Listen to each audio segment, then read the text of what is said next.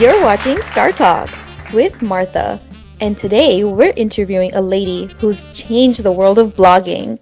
She has made you cry, laugh, and stress over the past year with the beautifully penned chronicles of her baby girl. Please welcome the author of Full Time Mom, the most beloved blogger on the internet, Mrs. Avni Arjun Ray.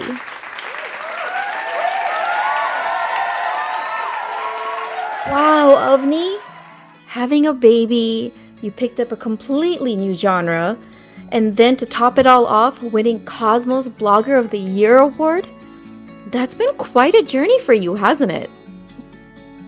What can I say? Babies do rock your world, don't they? But you know what? Mira has truly been a blessing for us. Well, was it not difficult, Avni, juggling between your career and mom life? I won't say it was a cakewalk, but thanks to Arjun, my husband, it never seemed that impossible either. You won't believe what an expert he is around Mira. And she is a typical daddy's girl. Trust me, there have been so many instances of Arjun taking his work calls with Mira in his one arm and iPad in the other. And yet, I've never seen him happier. Oh, that's so sweet, Avni. In fact, I'll tell you. In your blog, there's a story when Arjun cries during Mira's very first vaccine. My husband John reacted the same way with our son Noel. We're both your fans, by the way. Thank you, John. Thank you, Martha. You're welcome, dear. But tell me something. What made an expert, established lifestyle blogger such as yourself suddenly switch to baby blogging? What caused the switch in inspiration? That would definitely be Mira. Having her changed everything, even my interests, Just like a miracle, she came into our lives in the most unexpected way. September 25th, 2018. Seems like only yesterday. After spending 2 long weeks at the Bloggers Festival in Miami, I was headed to SFO for an important meeting.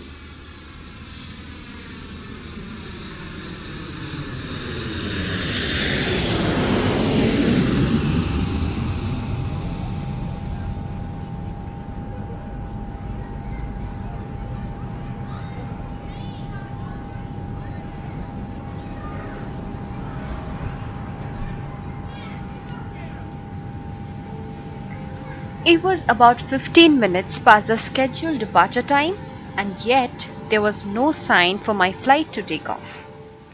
Sitting in the Airbus, I was starting to lose my calm. Time was of extreme importance to me that day because immediately after landing, I would have to rush to a meeting. A meeting that could be a game changer for my career. That flight was always on time. Heaven knows what happened that day. I looked back at my tablet and concentrated on the blog half done. The next 5 hours could be put to good use that way.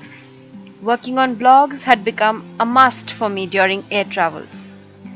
I was hoping to get lucky and have an empty seat beside to stretch out in. A flight attendant might have read my mind as she quickly announced, Ladies and gentlemen, we have a full flight today. So please place smaller items under the seat in front of you and leave the overhead bin for only larger items that won't fit below. Could this flight be any more crowded? Where in God's name am I going to put all my stuff? Sometimes little victories in life gives me a weird sense of satisfaction. Others would probably not even consider those as victories. Like at that point, I found myself virtually grinning as a passenger struggled her way through the narrow aisle, unable to find a place for her cabin bag. I patted myself on the back for always traveling light. Ma'am, would you please take your seat now? I would, gladly. Only if I had a little space to squeeze my freaking luggage in. That's my seat, 15A. And there's no room for it over there. 15A happened to be the window seat right next to mine. Being the last one to board a full flight has its cons. I almost pitied the lady. I'm sorry, ma'am, but all the overhead bins are full.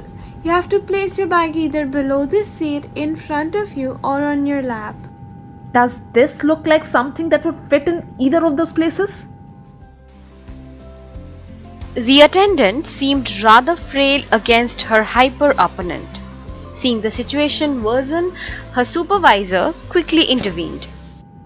What's the issue here? Ma'am, I see you've not taken your seat. Yes, but I cannot sit down unless my luggage is secured. You should not allow your passengers to carry on stuff if you can't provide them the space for the same. Ma'am, please come down. You can hand over your luggage to me, and I promise you I will take care of it. No. I am not giving my bag to anyone. Don't worry, ma'am. I'll handle your luggage with great care, and you will get it back as is while deboarding. Now, can you please take your seat? We're preparing for takeoff. The lady was definitely not happy with this arrangement. But realizing how she was driving other passengers insane by adding to the delay, she gave in and walked up to the seat dejected. Excuse me. Would you mind taking the window seat, please? I kind of feel sick. She indeed looked sick to me. Did I want a window seat? No. Could I manage a window seat? I guess. So I made the move. Appreciate it. You seem to be the only sensible person in this crazy flight. A smile and a nod were all I could afford at the time. Some days I want to talk, other days I just don't. This was definitely a don't wanna talk day.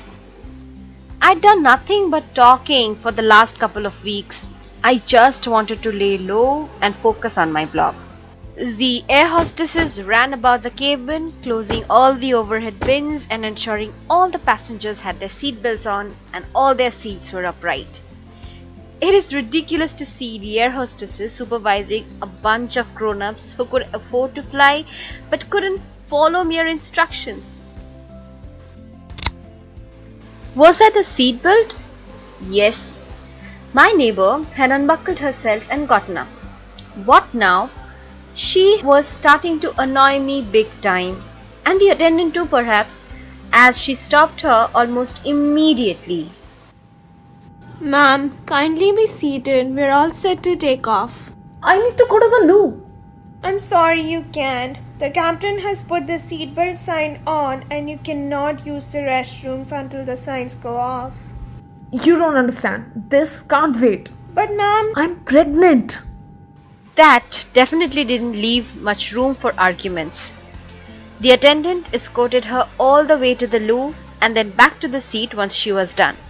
Within the next few minutes, the flight was finally airborne. I was absolutely into her by then. I rebuked myself for being annoyed by her earlier. She looked at least 10 years younger to me. What was the story? How did it happen? How far along was she? Should not be more than 8 to 10 weeks going by her looks. Clearly, those were the early signs of pregnancy. Frequent need to pee, irritability. Is she nauseated all the time? I was dying to start a conversation. Are you alright? Yeah, I'm good. Thanks. First pregnancy, is it? Yep. Well, congratulations. You must be very... The lady gave me a stone-cold look, enough to shut me up. Exactly what is there to be congratulated for? You get drunk, you sleep with a guy, and the next morning you wake up pregnant. Would you really be so elated as to celebrate? I'm sorry, I didn't mean it quite like that. Of course you didn't. No one does. Only those who get knocked up understand the pain. Those words hurt. I had perhaps made a mistake congratulating her, but her response had stirred an old wound in me that wasn't quite healed yet. I suddenly lost all interest in that article that I was working on. I switched off my tablet, put it in my bag, and looked outside the window. I regretted having started this conversation. and decided to let her be. But my neighbor clearly didn't want that. I'm sorry. I was rude earlier. These hormones are just outrageous. She seemed genuinely sorry. That embarrassed me a little. Should I have been more considerate? It was certainly difficult for the lady to cope up with the sudden changes in her body. I had read somewhere that the first trimesters were usually the hardest. It's okay, I understand. Oh, thank you. You've been really nice to me all along. I feel terrible to have shouted at you. It's just that my life has turned into a complete hell ever since I got to know about this pregnancy. I had plans, Everything got messed up because this surely wasn't part of my plan. I know. After all, who plans their lives to be messed up? Yeah, right. Hey, by the way, I'm Meera. Nice to meet you, Meera. I'm Avni. Pleasure meeting you too. Do you stay in SFO or... No, I stay in Atlanta, but I visit San Francisco often. My work involves a lot of traveling. I just love traveling. In fact, I hate the whole idea of settling down. My parents got divorced when I was 6. Both of them remarried. I hate them both. I was dying to get out of the home. So, after high school, I moved to Miami and started staying with my sister. I soon met some good people who found me some gigs. My acting career took off, and I also landed this handsome bloke and I moved in with him. Life was such a fairy tale. We were both saving for LA, had our tickets booked, and it was finally our turn to take that leap when this happened. I mean, can you believe it?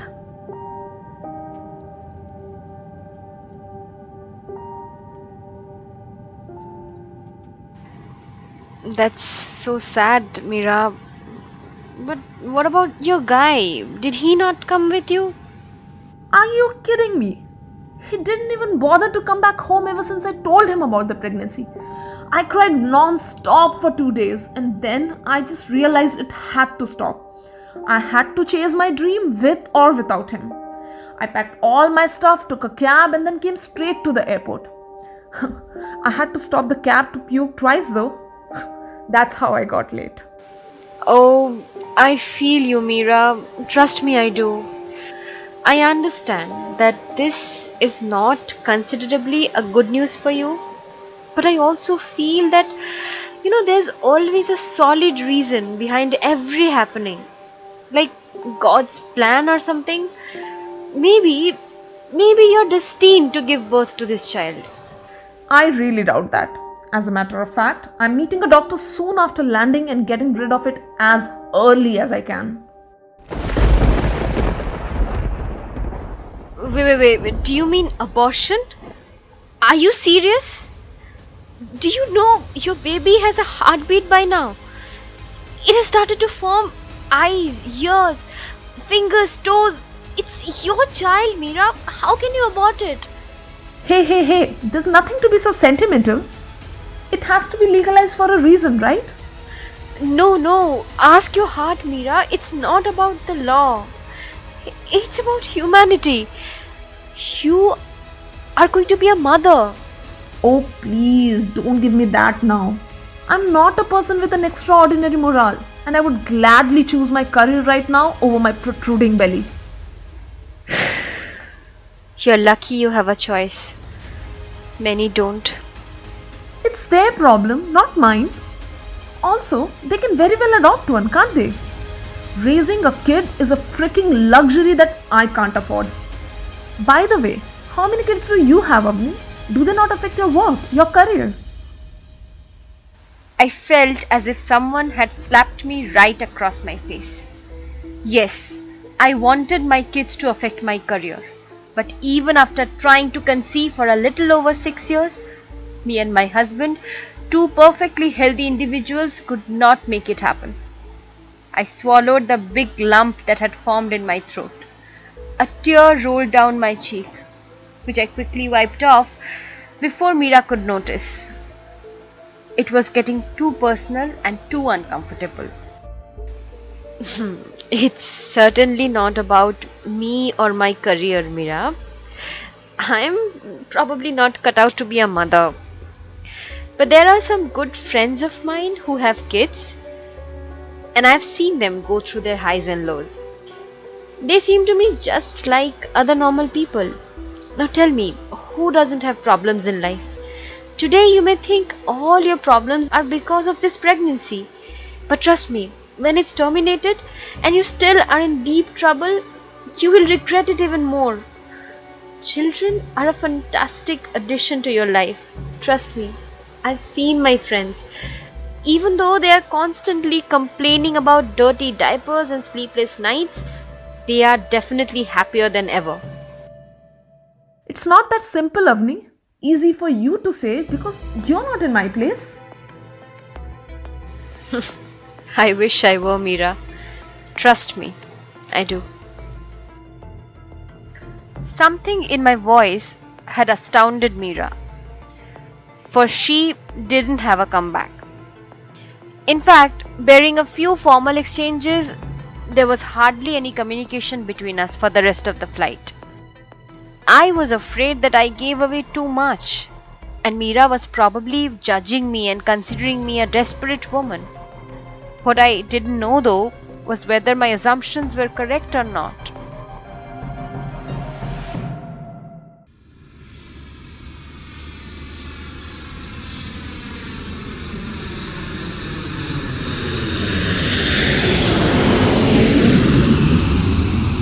The flight landed in SFO on time.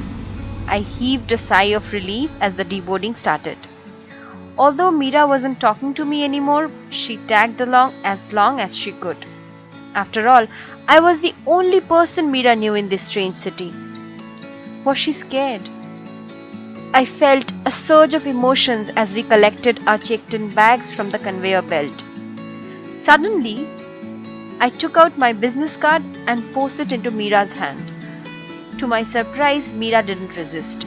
Instead, she awkwardly hugged me for a moment and then simply turned away and left. I stood there and watched her fade away. The meeting turned out to be fabulous, and I landed the biggest opportunity of my career. Grime Morrison ran one of the biggest e-publications in the country, and working with him meant I would be a celebrity in the blogging game in no time.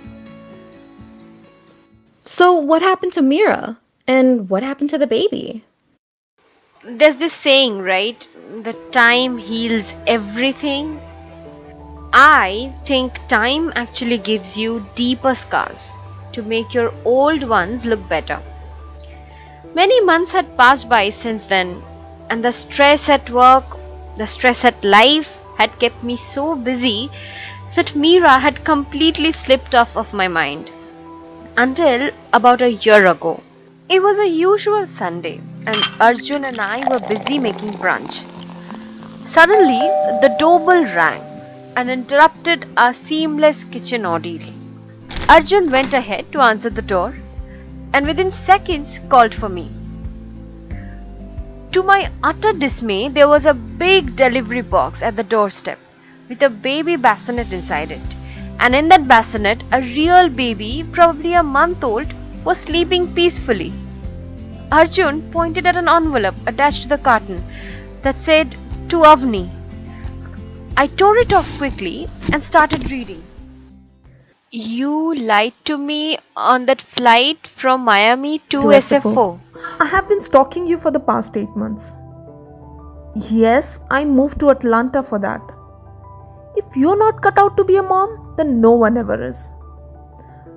Yes, I could not abort her. But I can't keep her either.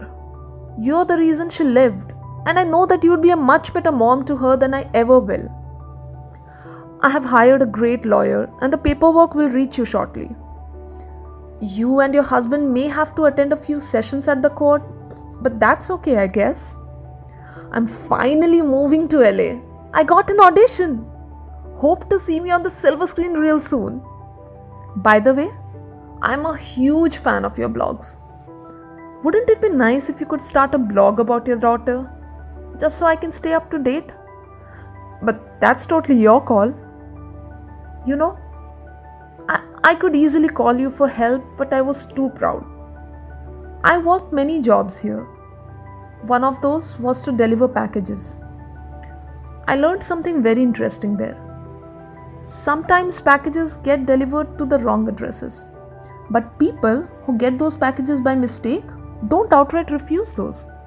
Rather, they themselves make arrangements to deliver those to the right addresses. I too got a wrong delivery, and here I am handing it over to the right recipients. Congratulations, Avni and Arjun.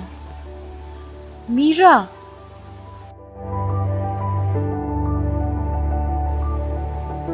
Arjun and I stood there, speechless.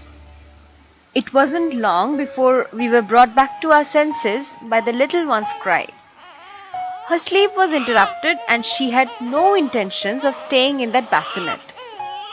Before I could say or do anything, Arjun leaned forward and carefully lifted her up and held her in his arms, slowly cradling her back to sleep.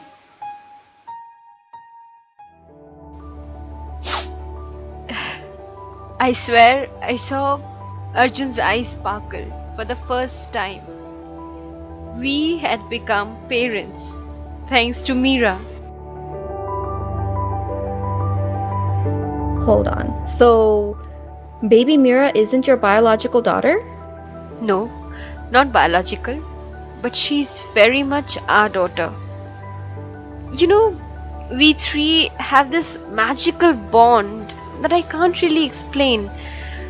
The sleepless nights, the bouts of infant issues, the tantrums, the stress, everything is extremely joyous. Heaven knows what Arjun and I would do to make her happy. You know, sometimes I just stare at Meera while she's asleep, watching her tiny chest crest and fall. I know when she's hungry or needs a diaper change, I often wake up in the middle of the night only to find out Arjun cradling Meera or feeding her. They say pregnancy is a prep phase for parents. But even without it, Meera knew that we were ready to become parents. I don't think we could have done anything more had she been biologically our child. Indeed. You two are amazing parents. But did I mean to say the birth mom of your daughter try to contact you ever again after that? No, she didn't. But we think of her all the time. I wonder how she's coping. You see, whether or not you want to have children, it must be excruciating for a mother to give away her own child for good. Well, she must be not just brave but extremely strong. No, of course, I completely agree. But Avni, I can't help but ask you this one last question. What if Meera, one fine day, changes her mind and comes back to claim her? Martha, do you believe in destiny? Well, sometimes I do, don't you? Oh, I absolutely do. I believe that my daughter was indeed delivered to the wrong address. Yeah, Meera would always have two moms. And yes, Arjun and I will forever be indebted to Meera. Meera, if you're watching this, please know that you're always welcome to be a part of our small world. If you want to claim her back, I won't resist.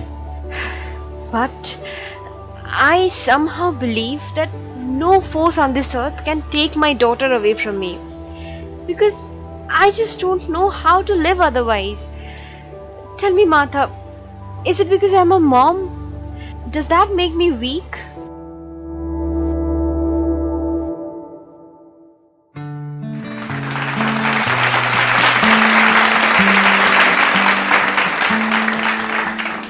Your little hands wrapped around my finger, and it's so quiet in the world tonight. Your little eyelids flutter flutter 'cause you're dreaming, so I tuck you in, turn on your favorite night light. To you, everything's funny. You got nothing to regret. I'd give all I have, honey, if you could stay like that. Oh, darling, don't you ever grow up. Don't you ever grow up. Just stay this little. Oh, darling, don't you ever grow up. Don't you ever grow up. It could stay this simple.